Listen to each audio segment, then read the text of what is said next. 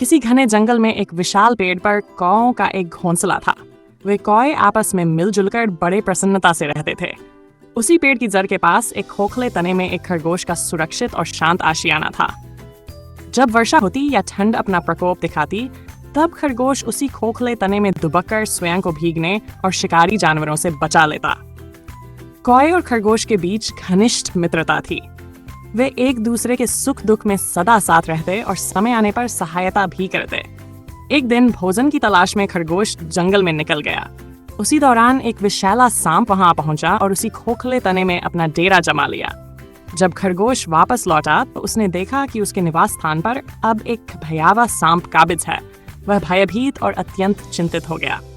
इसी बीच भूख से व्याकुल सांप ने ऊपर पेड़ पर कौओं का घोंसला देखा और मौका पाकर घोंसले में चढ़ गया। वहां रखे कौओं के अंडों को निगलकर वह पुनः नीचे उतर आया और तने में जाकर छिप गया। जब कौए लौटे और देखा कि उनके घोंसले से अंडे लापता हैं, तो वे स्तब्ध रह गए।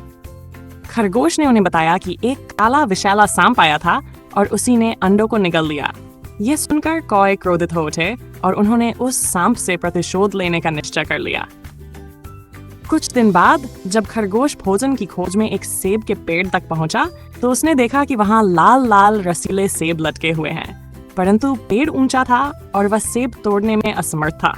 उसने अपने मित्र कौओं से सहायता मांगी। कौए उड़कर पेड़ पर पहुंचे और अपनी चोंचों से सेब तोड़ तोड़ कर नीचे गिराने लगे। खरगोश प्रसन्नता से उन सेबों को इकट्ठा करने लगा और अपने घर की ओर लौट चला। उसी समय एक भूखी लोमड़ी जंगल में शिकार की खोज में भटक रही थी।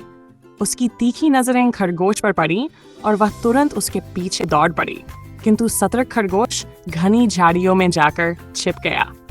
लोमड़ी उसे ढूंढते ढूंढते उसी पेड़ तक पहुंच गई जहां खरगोश का पुराना निवास था।